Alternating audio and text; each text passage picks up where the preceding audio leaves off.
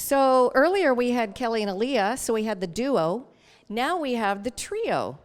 See how that works? So we are going to talk about local governments. And with us today, Mark Foster, who's Region 2 Local Agency Liaison. Tiffany Hamilton, who is the Local Agency Certification Program Manager. And then Cecelia Gilbert, who is the Statewide Programs Analyst. And they're going to come up individually and give you some good information. So welcome. All right, thank you. Hi, how's everybody doing today? Good, good.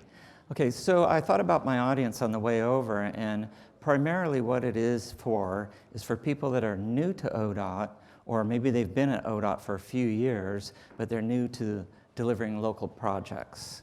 And so what we're going to do here is we're going to talk about the local programs and what it would look like if you were assigned all of a sudden from your area manager or whoever a local project to deliver, okay? So one of the things you have in your padfolios is there's the handouts in there, and I need you all to actually dig in there and pull out the handouts that you have for the local programs. And what it looks like is they're all stapled together, and it has this cover letter from Jerry Bohart on it. So we're not going to be reading through all of these. There's a lot of information. We have a short period of time, but we want to have this as an extension of our slides and also for your future reference. And you can write down your notes on there and things like that.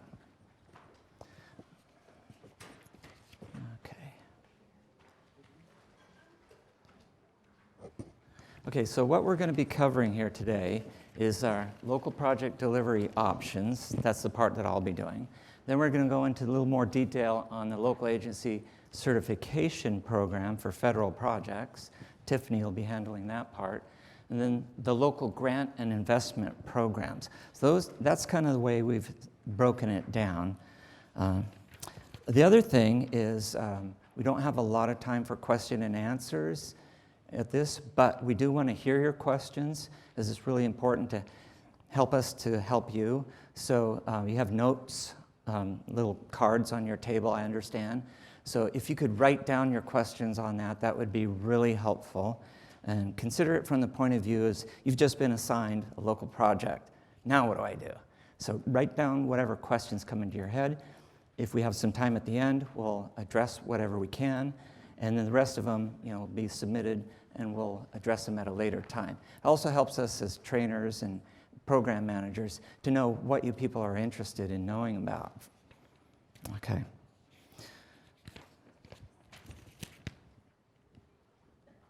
Okay, so again, this is going to be from a bird's eye view, very high level. We're not going to get into a lot of details. But basically, when we talk about local projects that ODOT's involved with and local programs, we're talking about federal and state-funded programs. And one of the first things I'd like you to do in that handout that you have is break out that memorandum. It's near the back. It's the one from Mac Lind, okay? And I'm not going to read the whole thing to you, but I wanted to point out a few highlights of this that are pretty important.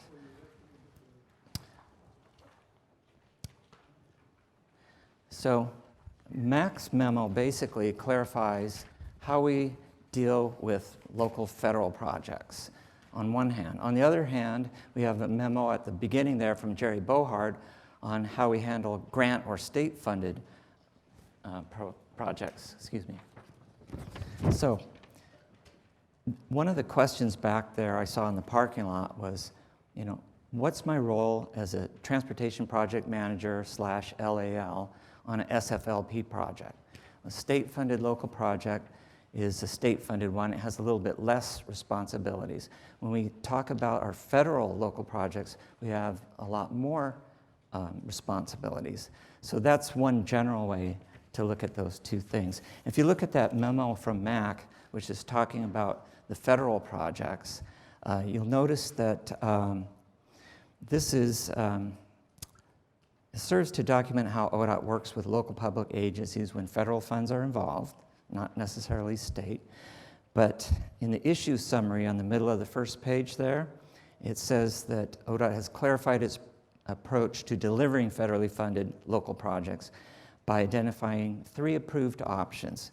The first one is we can exchange the federal funds for state funds, and that's a great option. In order to do that, the project has to qualify for state funds. The federal funds have to be the type that can be exchanged. Second one is a certification program, and Tiffany's going to be talking a lot about that later, so I'm going to skip over that for now. And then the third one is when options 1 and 2 are not available, have ODOT directly deliver the local project for the LPA using consultants hired and managed by ODOT.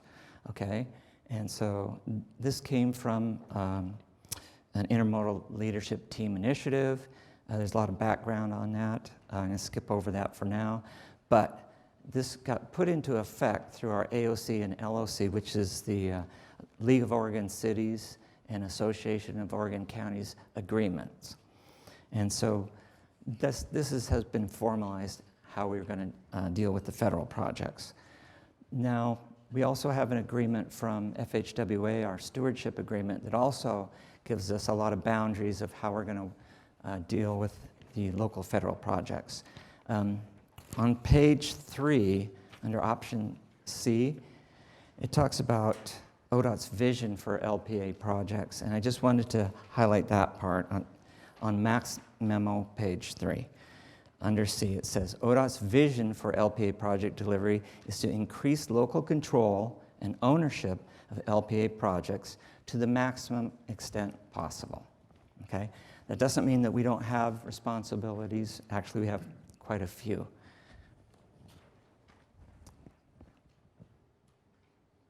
So, one of the things we did was we met with David Kim and a few others, and Diane Childs, and we came up with this little matrix here. It talks about all the different project delivery methods that you as a transportation project manager could enter into. And it's color-coded, so all the blue up there is the ODOT projects, which is what you're covering the majority of this week. For our presentations, we're going to focus on the local ones, which is local federal in orange or local state in the green. And so if you're given a project, one of the first things you have to find out is, okay, who's the owner? Is it ODOT or a local? What's the funding source? Is it federal or state? And you can find that out in the STIP. And also in your STIP FP, you can get the administered by code. And then it talks about the different delivery methods within that, and then who's responsible for project delivery. And again, that's kind of our key message, is find out who's responsible for that. So the other thing we did is to help people explain some of the differences between ODOT project delivery and local project delivery on a federal project, is we came up with this little flow chart. Now this is kind of busy up there, you can't read it, but it's in your handouts. So if you flip through there, you'll be able to find the same flow chart. Basically what it does is it talks about, okay, here's the things that are unique to ODOT. They're in the blue bubbles on the left. The things that we do on a local federal project are in the brown ones on the right. And then the things that are common to both of them are what are in the gray balloons in the middle. So as you can see, if you have your ODOT project, it gets into the STIP, you write a charter, go into the design phase, and on and on and on. On your local project, how it gets into the STIP may be from a different source. It could be from the Metropolitan Planning Organization, like Portland, Salem, Kaiser, Eugene, Springfield. Goes into the STIP, and then we have to get an intergovernmental agreement in place before we can give them notice to proceed. And that particular agreement works kind of like our charter. It has who's responsible for what and who's going to be paying for what, maintenance conditions. It's probably the most important document on a local project is that intergovernmental agreement. There's a few other differences down there, like they use AASHTO design, where we use the Highway Design Manual. The environmental phase is the same. The right-of-way phase, we have to certify it. On a local project, we'll also have to have a right-of-way services agreement. And then when it gets to PS&E and goes to construction, you have to ask the question, is it a certified project or not? If it's a certified project, then the local agency that's certified is going to use their own PS&E checklist, which is different than the one that you'll be covering later on this week for ODOT projects, but a lot of it's similar. And then the local will be doing the ad, bid, and award and the construction oversight.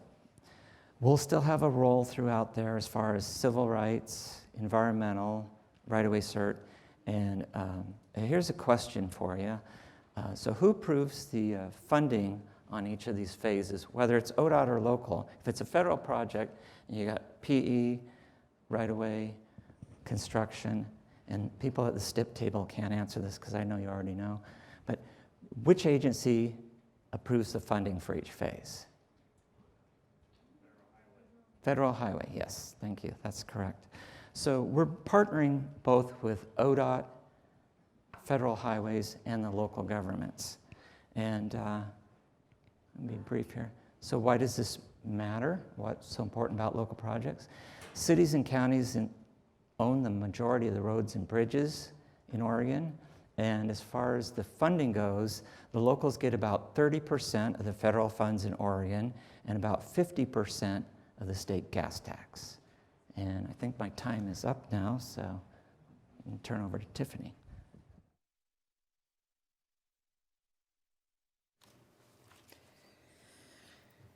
Good afternoon, everyone.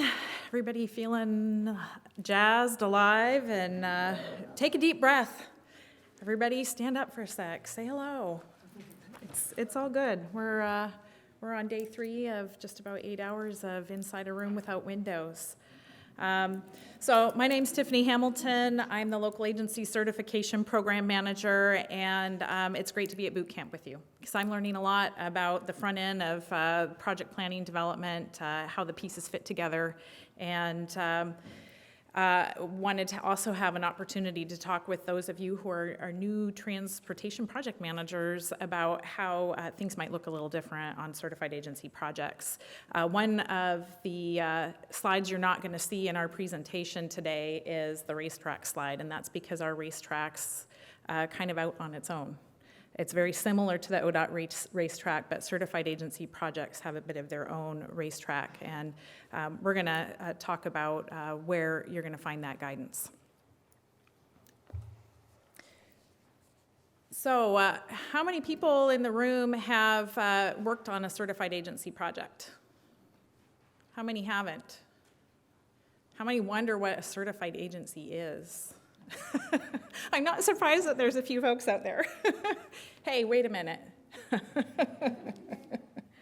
So the certification program, the local agency certification program, is FHWA approved.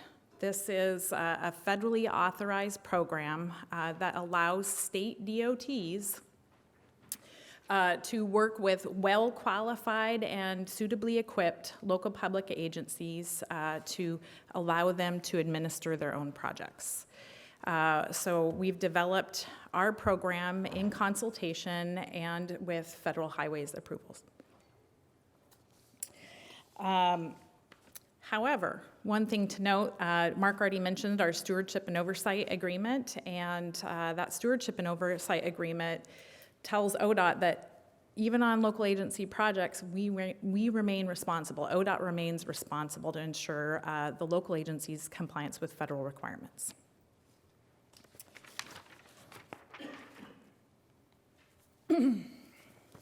So the manual for certification is the local agency guidelines manual for certified local public agencies. I know it sounds a little redundant, but we were adapting an old program name and have added certified LPAs at the end of what we formerly just called as the LAG manual. Section A provides an overview of the guidance in Macklin's memo, an overview of options for federal aid project delivery. It also talks about the option for certification and provides an overview of the certification program. Section B talks about how you get certified and how you remain compliant with the program. including our risk-based compliance and oversight program. Section C is where we have essentially the mini racetrack for certified agency projects. So that's where we talk about certified LPA project delivery, starting with your planning and scoping all the way through to project closeout.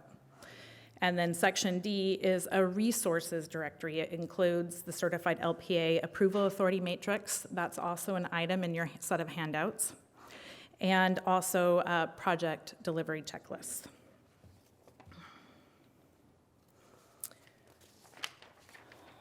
So who are our certified agencies? Which agencies? We've got currently in Oregon 5 counties and 5 cities that are active participants in the program. We've got another agency a couple of agencies that are interested in certification. I'll be working with them on their certification. We're very transportation management area, or TMA focused, primarily because that's where the bulk of our STIP projects and funding that's over $1 million is flowing. And that's where we have our larger agencies. So I mentioned that we want well-qualified and suitably equipped LPAs. They're primarily focused in the transportation management areas where we've got our larger population centers. One thing to note is within the TMAs, certification project delivery can be done where you've got a certified agency delivering for a non-certified agency. For example, Marion County is a certified agency. They could deliver for the city of Turner. We've got City of Salem is working with Kaiser, who's not a certified agency, to deliver a signals project. So these are the kinds of relationships that you might see where we've got our local partners working together, ODOT, the local agencies, and Federal Highway to deliver federal aid project delivery. Now, the basic steps for certification. This involves getting foundational approvals. Foundational documents include Title VI, approved construction and consultant and contract administration templates, a quality program plan, ADA, Title II transition plan. So we've got a number of different foundational documents that we're going to be working with certified agencies to ensure that they meet the basic requirements for delivering federal aid projects. In addition to that, once our local agencies have all these foundational requirements in place, then we enter into a full master certification agreement. And from that master certification agreement, then we also have supplemental project agreements that complement each other. In the master, we have all our federal terms and conditions, and then the supplemental agreement, which Ula talked about earlier today, has the scope of the project, roles and responsibilities for who's going to be delivering. In terms of getting certification, if a new agency comes in, we're going to expect them to demonstrate their competency in project delivery, and we will be working with our LALs or TPMs to partner with them and making sure that they don't miss any critical steps in the project delivery process, because we do remain responsible to Federal Highway after all. And then from there, we're also, one thing to note about working with our certified agency partners is this is a risk-based approach program. Essentially, ODOT, through the certification program, is stepping into a very similar role as to what FHWA does with us. Currently, has anybody ever done a full federal oversight project? Any hands out there? Federal Highways is really involved in those kind of processes compared to, say, your average project. ODOT, on our non-certified agency projects, we're in there doing everything. We're kind of day-to-day in the weeds with our local partners on our project. In our certified agency projects, we're taking a step back. We're working with them a little bit more like Federal Highway works with us on most of our projects. So there's a lot of approvals that are happening at the ODOT level. And similarly, the certified agency, they're making a lot of approvals, a lot of day-to-day decisions, where ODOT is coming in and just making sure that they're meeting key milestones and coming back and doing a compliance review similar to federal highways reviews with ODOT projects. And then in addition to that, we also have a certification user group, and that's our stakeholder partnering group. Federal Highways, through their Everyday Accounts initiative, has identified the need to partner for improvement of relationships, efficiencies of processes, and that's what we've done with our certification user group. That's ODOT LPAs, certified LPAs, particularly those in the transportation management areas. And then we've got Federal Highway. We also have MPOs that are joining the certification user group.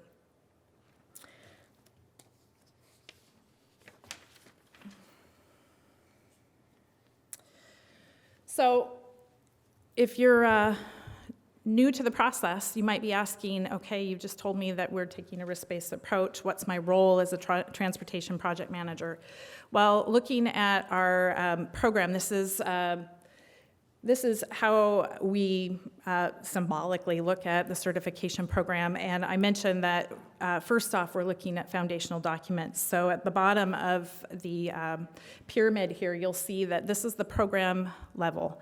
We build the foundation by working with our certified agencies to make sure that they've got all the right materials in place, their quality program plan, they've got the right contract documents in place. We're approving those things before they can use them on their projects. We are also have implemented some training requirements with our certified agencies, and we've got their agreement in place. And then when it comes time for project delivery, they're going to be working with their transportation project manager, or LAL, in a partnering role. What we want is that the certified agency is the one who is got local control and ownership to the extent that they can, so the maximum extent possible. And that ODOT is taking a risk-based approach in terms of working with them and helps them meet key milestones. However, they're still going to need the LAL or TPM in terms of going through the process. And I want to point out in your handout, this is the Certified LPA Approval Matrix. This is the authority matrix, and this is going to be kind of the key piece of information that you need to get you started in working with a local agency that's certified.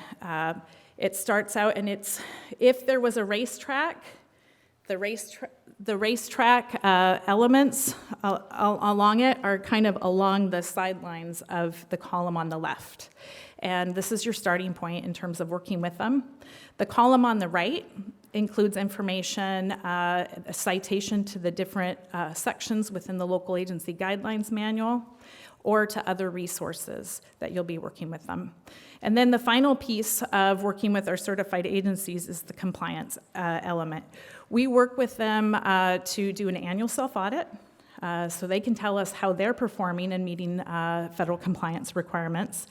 And then in addition to that, we've got a compliance specialist role within the certification program office, and we go out and work with our local agency liaisons, our technical resources within the agency, and Federal Highway to identify and evaluate risk areas. And we go out and do a compliance review annually for projects and on a 3-year basis for program reviews. So next up. Hi, good afternoon. My name is Gilbert, and I'm in the Statewide Programs Unit. So one of Mark's slides showed the 3 delivery methods for ODOT. The first was when ODOT delivers a project, whether that's federally or state funded, and we're really involved in that process. The next was Tiffany's certification program, where it's federally funded, and we have a little bit lighter touch. And lastly, we've got state-funded projects where local public agencies are delivering a project, and we've got a very light touch. There are 2 types of state-funded projects, those that were federally allocated and exchanged for state dollars, and the next were state-funded projects that originally started as state-funded projects, and we call those grants. So the ones that start out as federally funded are SFLP and Fund Exchange, and then grants are Connect Oregon, Safe Routes to School, and Small City Allotment. So what's your role? In May of 2019, Jerry Bohard presented a memo, and basically that memo said, if it's a state-funded project that the local agency is delivering, we are hands-off, for the most part. You may be asked at the pre-award phase to assist in communicating program funding opportunities or help answer questions to applicants that are going to apply for a state-funded project. You might be asked to conduct a site visit for program-specific project selection. But at the minimum, you'll most likely be asked to conduct a final site review, not an inspection, to confirm that the project was constructed per the grant agreement.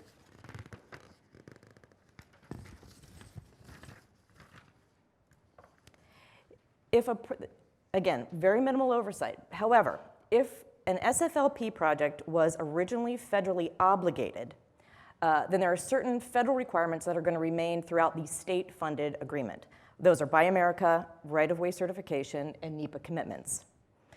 For all bridges, we're going to ask that the local agencies provide us with as-built drawings post-construction. And as always, if the work is on or along our system and it triggers an ADA upgrade, then we will want to review projects and inspect projects that are on our system.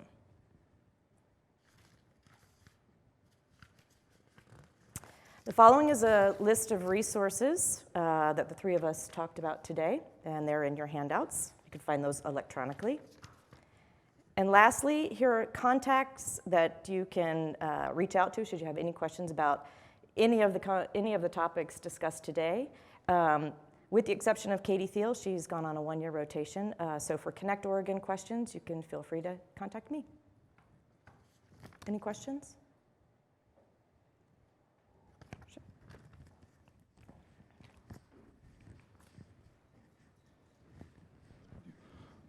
My question is related to certified local agencies.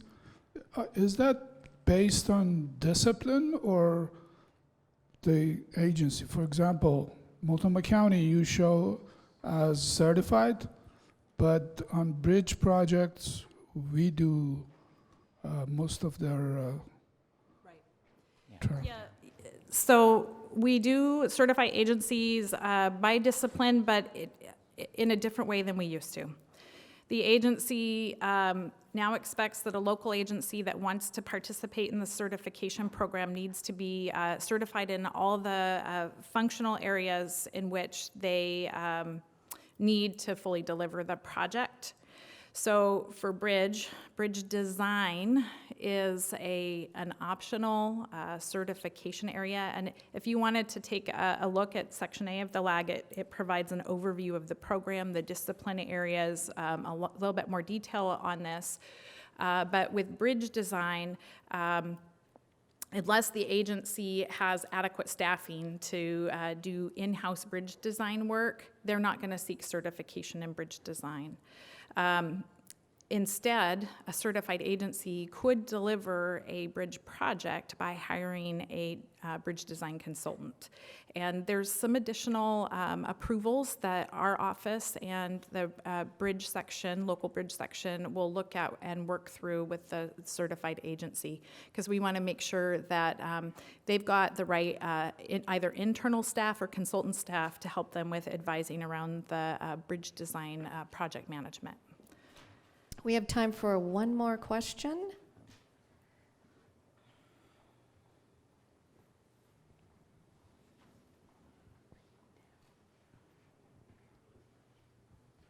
This question is for Cecelia. If ODOT has responsibility still for SFLP projects, if they've been federally funded before the exchange, what is the point of those projects going SFLP? Good question. And is this a new thing, or has this been all along? Because that would have been really good information to communicate to some of our agencies that chose SFLP after. Sure. So the shift in policy was about 3 years ago, but the memorandums that came out back in May helped to sort of clarify, hopefully clarify any confusion.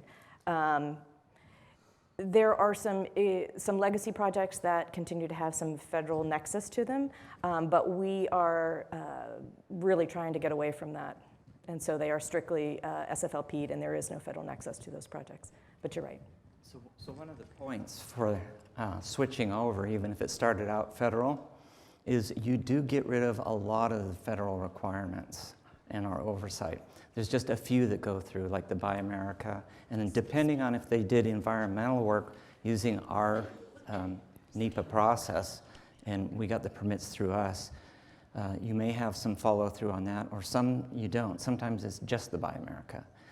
So that is quite a bit less than a full federal construction project. I'm sorry, this question ties in with what we were saying earlier today. Earlier, we heard in the environmental section that even all state-funded projects can trigger NEPA, like bridge replacement that are all strictly state-funded, because they require a U.S. Corps permit can trigger NEPA. On SFLP for bridge replacement, how does ODOT ensures that the NEPA requirements are met, and what is our check-in back on those? That's the first time I had heard that, so red flag for me. So my understanding of that is that the local agency would be responsible for working with the Corps of Engineers to meet the permitting requirements themselves. And that is one of the points in terms of deciding whether you're going to SFLP a project or keep it federal in nature, is whether or not having access to ODOT's categorical exclusions or other permits are really going to end up being problematic. So there's some balancing that needs to happen in making a determination at the outset on whether it makes sense to SFLP or not. Thank you. Mike? So Mark, Cecelia, and Tiffany, we are out of time, but can you grab them as they go out? Well, I just wanted to make a comment for everybody. If you're going to do SFLP, you're thinking about that, and you have some federal environmental requirements, let's make sure and go talk to environmental folks just to make sure that it'd be better if you did it federally. Sometimes the path is a good thing. And so, federal environmental process, most of the time maybe not, but just have that conversation before you make that decision. Thank you. So Tiffany and Mark and Cecelia, thank you very much.